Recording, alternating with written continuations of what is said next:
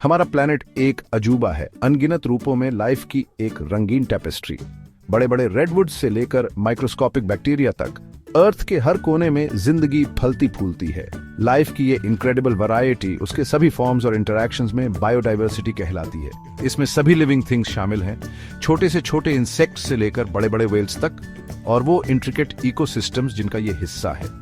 Biodiversity सिर्फ अलग अलग स्पीसीज की संख्या के बारे में नहीं है, इसमें हर स्पीसीज के अंदर जेनेटिक डाइवर्सिटी और अर्थ पर इकोसिस्टम्स की वैरायटी भी शामिल है। एक रेन फॉरेस्ट के बारे में सोचो, जो हजारों स्पीसीज के प्लांट्स, इंसेक्ट्स, बर्ड्स और मैमल्स से भरा है।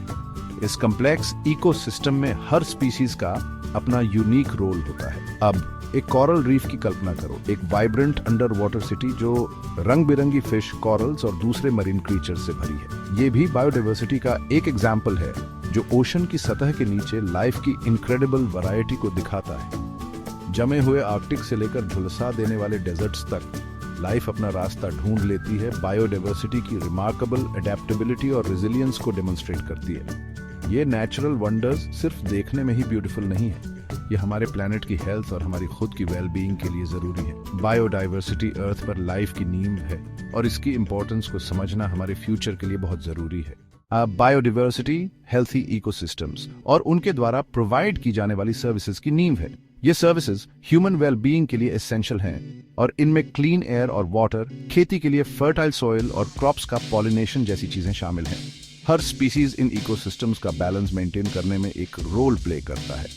बीज की इंपॉर्टेंस के बारे में सोचो, ये छोटे क्रीचर्स बहुत सारे प्लांट्स को पॉलिनेट करने में वाइटल रोल प्ले करते हैं, जिनमें बहुत सारे फ्रूट्स और वेजिटेबल्स शामिल हैं जिन पर हम फूड के लिए डिपेंड करते हैं। बीज के बिना हमारे एग्रीकल्चरल सिस्टम्स और फूड सिक्योरिटी को बहुत बड़ा थ्रेट होगा। ये सिर्फ एक एग्जाम्पल है कि कैसे बायोडाइवर्सिटी डायरेक्टली हमारी लिव्स को इम्पैक्ट करती है। प्रैक्टिकल बेनिफिट्स के अलावा बायोडाइवर्सिटी की इमेंस कल्चरल और साइंटिफिक वैल्यू भी है।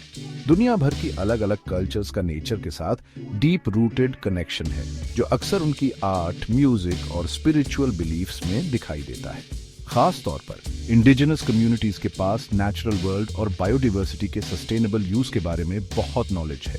साइंटिफिक पर्सपेक्टिव से बायोडाइवर्सिटी इंफॉर्मेशन का खजाना है जिसका इंतजार है डिस्कवर्ड होने का। हर स्पीसीज के पास यूनिक जेनेटिक इंफॉर्मेशन होती है जो new medicines, agricultural breakthroughs या एनवायरमेंटल चैलेंजेस के सॉल्यूशंस की की हो सकती है। बायोडाइवर्सिटी को स्टडी करने से हमें अर्थ पर लाइफ की हिस्ट्री और उसमें हमारी जगह समझने में हेल्प मिलती है। इतनी इनक्रेडिबल डाइवर्सिटी के सामने ये क्लियर हो जाता है कि हमें नेचुरल वर्ल्ड को ऑर्गेनाइज और अंडरस्टैंड करने के लिए एक सिस्टम की जरूरत है। यहीं पर क्लासिफिकेशन की साइंस आती है। लाखों बुक्स वाली लाइब्रेरी को बिना किसी ऑर्गेनाइजेशनल सिस्टम के स्टडी करने की कोशिश इमेजिन करो। ये बहुत ओवरवेलमिंग होगा और कुछ भी ढूंढना ऑलमोस्ट इम्पॉसिबल होगा। इसी तरह लिविंग ऑर्गेनिजम्स को क्लासिफाई करने से हमें लाइफ की वास्ट डाइवर्सिटी को समझने में हेल्प मिलती है। ये हमें अलग अलग ऑर्गेनिजम्स के बीच पैटर्न्स, रिलेशनशिप्स और कनेक्शंस देखने और ये समझने में अलाउ करता है कि वो टाइम के साथ कैसे इवॉल्व हुए हैं। क्लासिफिकेशन के इस सिस्टम को टैक्सोनॉमी कहते हैं और इसमें शेयर्ड कैरेक्टरिस्टिक्स के आधार पर ऑर्गेनिजम्स को नेम देना, डिफाइन करना और ग्रुप करना शामिल है। क्लासिफिकेशन की सबसे फंडामेंटल यूनिट स्पीसीज है, जो ऑर्गेनिजम्स के एक ग्रुप को रिफर करती है जो एक दूसरे के साथ रिप्रोड्यूस कर सकते हैं और फर्टाइल ऑफस्प्रिंग प्रोड्यूस कर सकते हैं। साइंटिफिक कम्युनिकेशन में कंफ्यूजन से बचने और क्लैरिटी इंश्योर करने के लिए हर स्पीसीज को एक यूनिक 2-part साइंटिफिक नेम दिया जाता है, जिसे बाइनोमियल नोमेनक्लेचर कहा जाता है।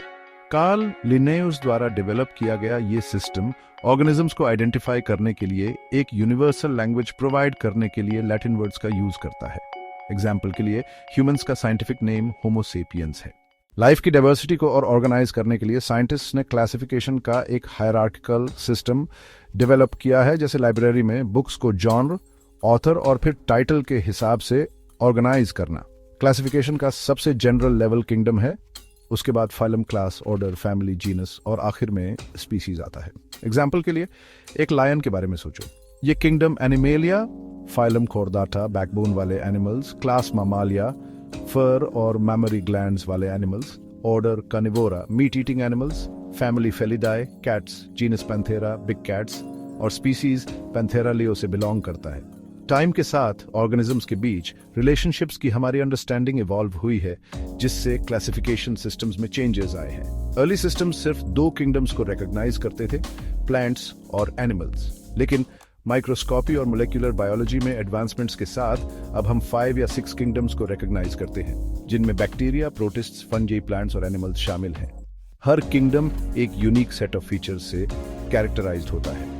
एग्जाम्पल के लिए प्लांट्स फोटोसिंथेसिस के जरिए फूड प्रोड्यूस करने की अपनी एबिलिटी से कैरेक्टराइज्ड होते हैं, जबकि एनिमल्स मूव करने और अपने सराउंडिंग्स को सेंस करने की अपनी एबिलिटी से कैरेक्टराइज्ड होते हैं।